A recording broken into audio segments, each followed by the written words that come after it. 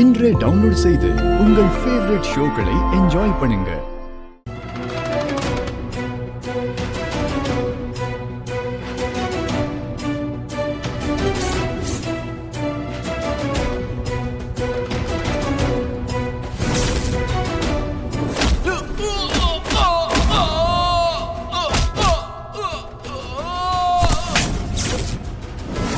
என்னது அங்க அந்த அயலி வர்ற மாதிரி இருந்துச்சு. அவ மட்டும் வந்தா நம்ம கல்யாணம் க்ளோஸ் தான்.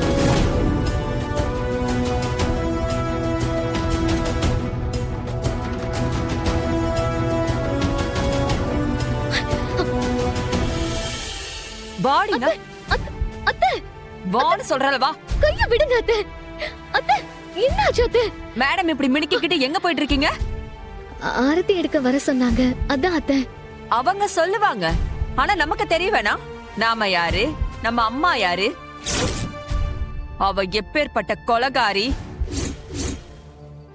அந்த கொலகாரியோட மக ஒரு நல்ல காரியத்துக்கு முன்னாடி வந்து நின்னு ஆரத்தி எடுத்தா அது விளங்குமா விளங்காதான்னு மண்டையில ஏற வேணாம்.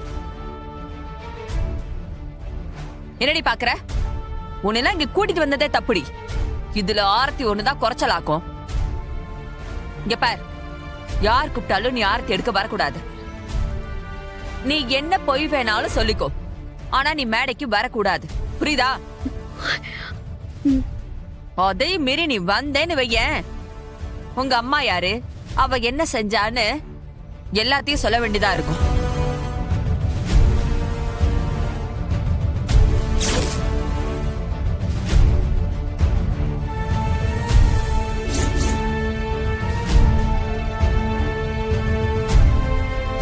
இங்க பாரு, இந்திராணி வராங்க. அவங்க என்ன சொன்னாலும் நீ ஆரத்தி எடுக்க வரக்கூடாது, புரிஞ்சுதா? முதல்ல கண்ணத்தோட வாங்க. என்ன எலி?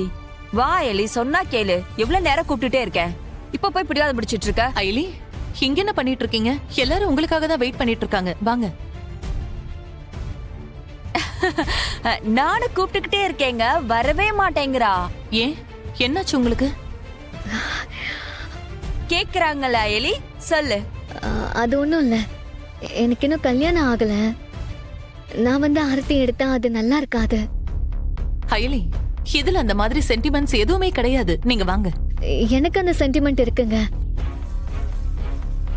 அவங்களுக்கு ஆரத்தி எடுக்கிறதுக்கு தகுதியான ஒரே ஆள் நீங்க மட்டும்தான். நீங்களே போய் ஆரத்தி எடுங்க ப்ளீஸ். இல்ல ஐலி, அது வந்து எனக்காக ப்ளீஸ். சரி, ஓகே, நானே ஆரத்தி எடுக்கிறேன். ஆனா ஒரு கண்டிஷன். ஆரத்தி மட்டும்தான் நான் எடுப்பேன். பணம் வாங்கும்போது 2 பேரும் சேர்ந்து தான் வாங்கணும். அதுக்கு ஓகேனா சொல்லுங்க, நான் ஆரத்தி எடுக்கிறேன். கண்டிப்பா வரேங்க. சரி, ஓகே. அந்த பயம் இருக்கணும்.